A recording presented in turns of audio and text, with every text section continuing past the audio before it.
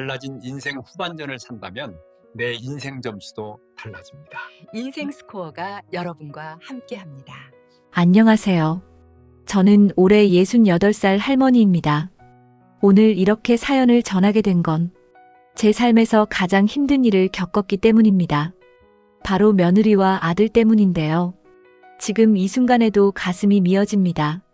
저희 부부는 결혼하고 한참이 지나도 아이가 생기지 않았습니다. 병원도 다니고 별의별 노력을 다했지만 소용이 없었어요. 그렇게 4년을 기다린 끝에 겨우 아들을 하나 얻었습니다. 얼마나 기뻤는지 모릅니다. 금이야 오기야 키웠습니다.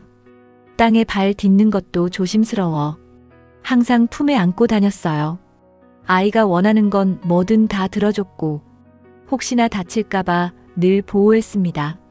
지금 생각해보면 그게 화근이었어요.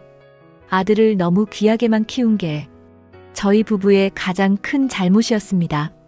그렇게 키운 아들이 어느덧 30이 넘었고 2년 전에 결혼을 했습니다. 저희 남편은 공무원으로 정년퇴직해서 연금을 받고 있었어요. 둘이서 사는 데는 큰 불편 없이 살았고 아들이 장가간다니 반갑기도 했습니다. 손주 얼굴 빨리 보고 싶은 마음도 컸고요. 결혼 전에 예비 며느리를 집으로 데려왔는데 첫인상은 괜찮았습니다. 얼굴이 하얗고 조용한 편이더라고요. 다만 몸이 많이 마른 게 신경 쓰였어요. 저는 젊었을 때 몸이 약해서 아이 낳고 많이 고생했거든요.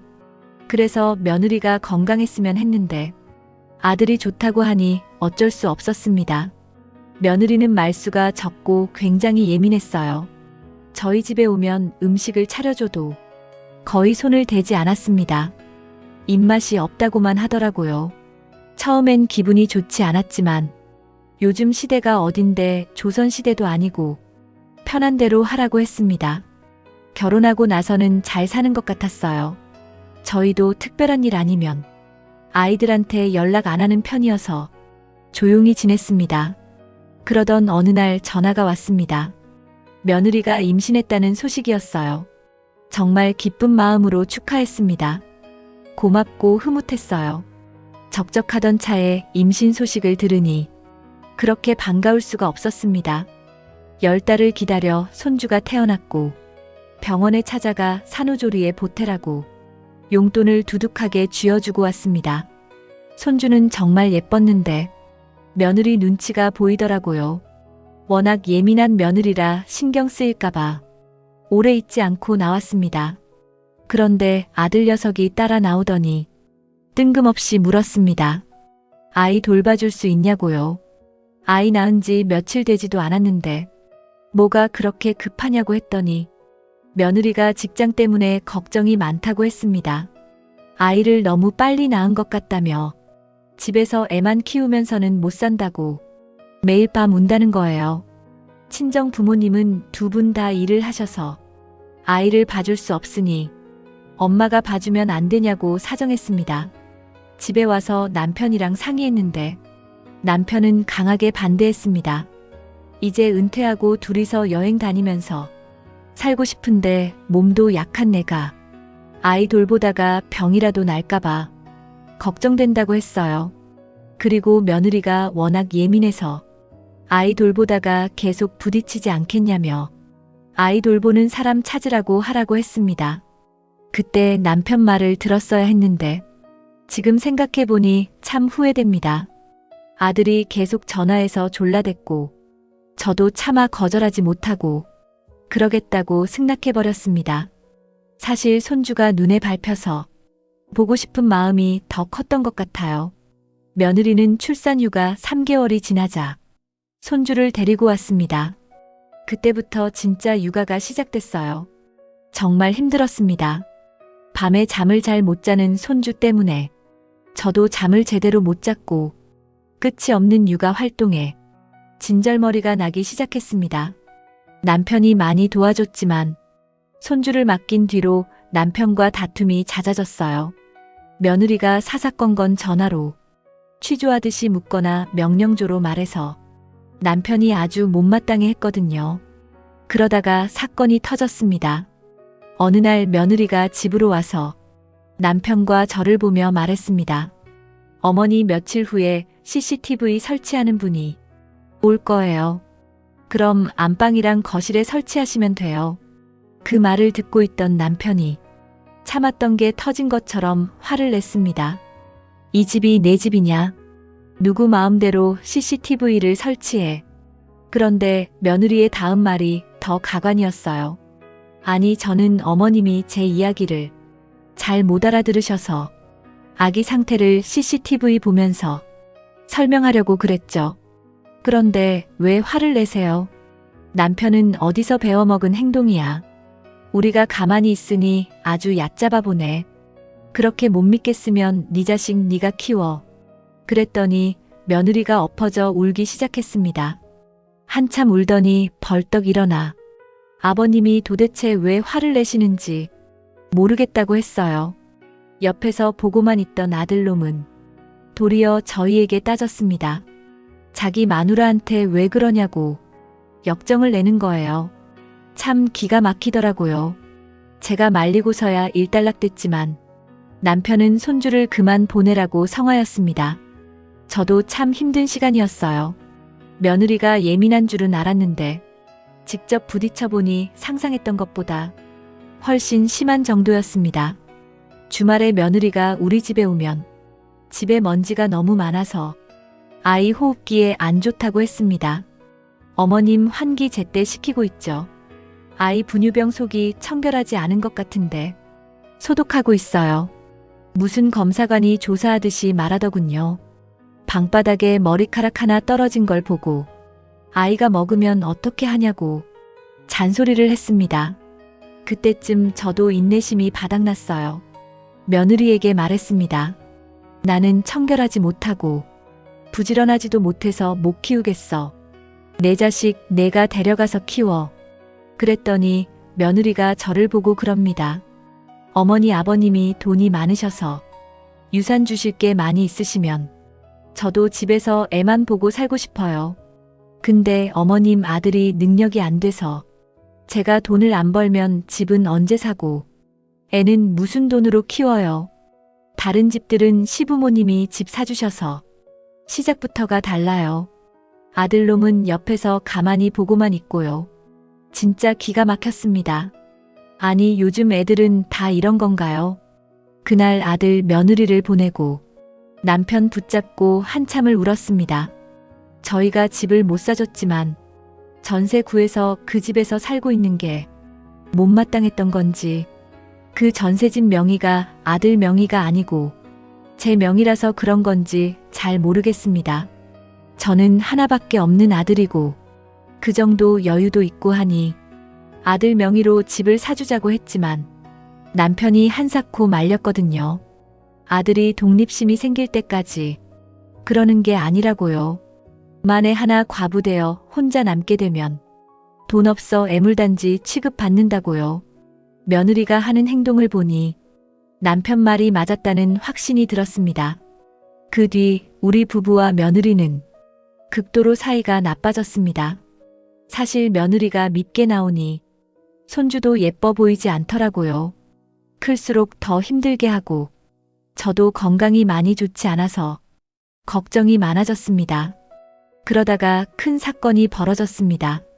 손주가 걷기 시작하면서 더 분주해졌는데 하루는 신나게 걷다가 뛰다가를 반복하더니 제가 잠깐 한눈 판 사이에 아이가 넘어졌습니다. 넘어지면서 바닥에 있던 장난감에 이마를 부딪혔는지 이마가 찢어지는 사고가 발생했어요. 아이는 자지러지게 울고 이마에 피는 흥건하고 남편과 저는 어찌할 바를 몰랐습니다. 정신 차리고 병원에 데려가서 아이 이마 상처를 소독하고 왔어요. 의사가 큰일 아니라고 괜찮다며 저희 부부를 위로했는데 저도 모르게 눈물이 나더라고요. 그렇게 의사가 괜찮다고 하는 말을 듣고 아들에게 전화했습니다. 다쳐서 병원에 왔는데 괜찮으니 너무 걱정하지 말라는 말까지 했어요. 그리고 집에 돌아왔는데 잠시 후 며느리와 아들이 쫓아왔습니다. 저희 부부 얼굴은 보지도 않고 잠든 아이를 살피더니 며느리가 저에게 따지듯이 물었습니다. 도대체 애를 어떻게 보신 거냐고요? 그 태도가 인격도 아니고 시퍼런 눈빛과 대하는 태도가 식모 취급하듯 해서 분이 격했습니다. 며느리를 마주보며 말했어요. 이게 어디서 배운 버릇이냐?